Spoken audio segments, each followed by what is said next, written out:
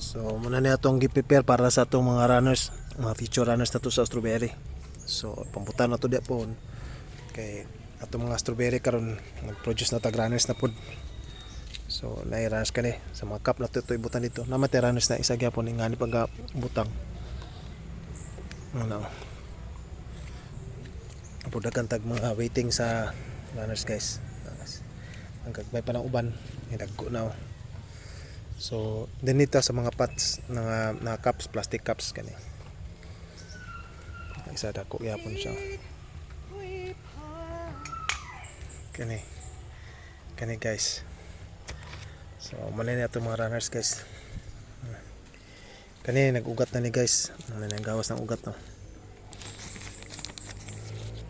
Nadayin po sa ubos. Nagkapangugat na gyapon guys. Kita niyo guys. No. Oh, gagawas ang ugat guys. So, kana muna ugat na niya.